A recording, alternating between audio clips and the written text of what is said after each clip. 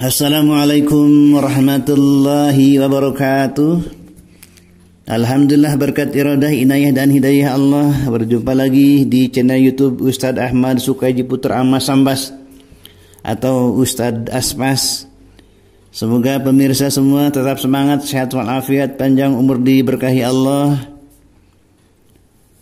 Rumah tangga sakinah mawaddah warahmah, dijauhkan dari segala musibah, bisa ibadah tuma'ninah, bisa menunaikan ibadah haji ke Mekah, ke Baitullah, serta jarah ke Rasulullah di Madinah, meninggal husnul khatimah, selamat di alam barzah, mendapat syafaat pada hari kiamat, serta dimasukkan ke surga dengan rahmat Allah.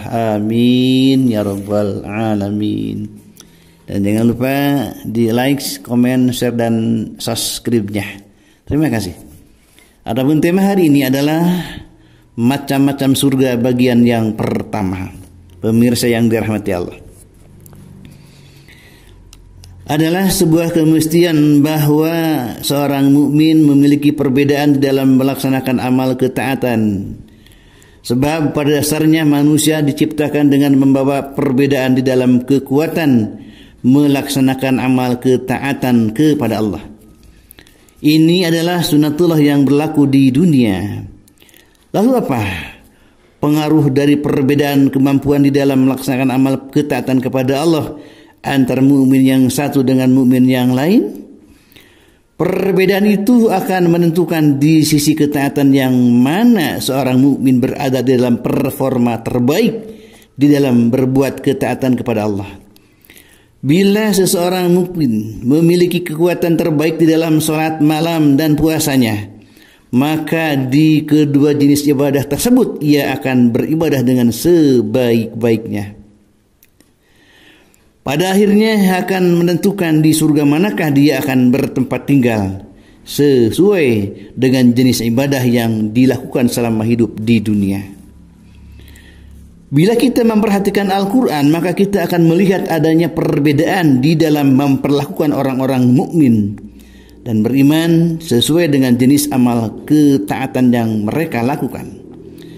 Sesungguhnya surga itu diciptakan bertingkat-tingkat dan memiliki golongan khusus yang kelak menempatinya.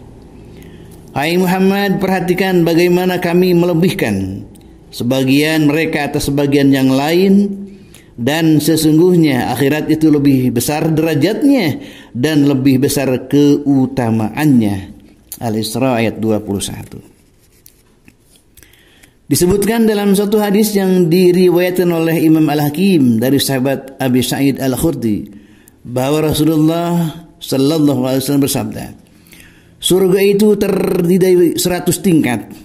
Antara tingkatan yang satu dengan tingkatan yang lain jaraknya seperti antara langit dan bumi, dan tingkatan yang tertinggi ialah surga Firdaus. Berikut penjelasan tentang nama-nama surga dan berbagai hal yang terkait dengan namanya sesuai dengan apa yang disebutkan di dalam Al-Quranul Karim. Yang pertama adalah surga Firdaus. Kata Firdaus berarti keluasan, kelapangan, kebun, taman, nama burung, dan yang menopangnya adalah pohon anggur.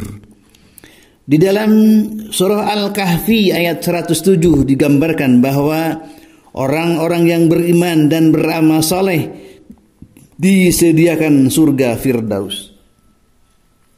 Dari ayat ini mungkin para penghuni surga itu berada di taman yang luas, yang terdapat burung-burung dan penuh dengan pohon anggur. Sedangkan surga ini terbuat dari emas merah.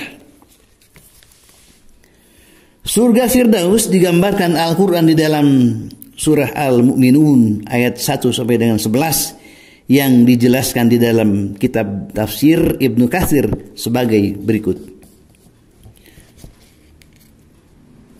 Sesungguhnya beruntunglah orang-orang yang beriman, yaitu orang-orang yang khusyuk dalam salatnya, dan orang-orang yang menjauhkan diri dari perbuatan dan perkataan yang tidak berguna, dan orang-orang yang menunaikan zakat, dan orang-orang yang menjaga kemaluannya kecuali terhadap istri-istri mereka atau budak yang mereka miliki.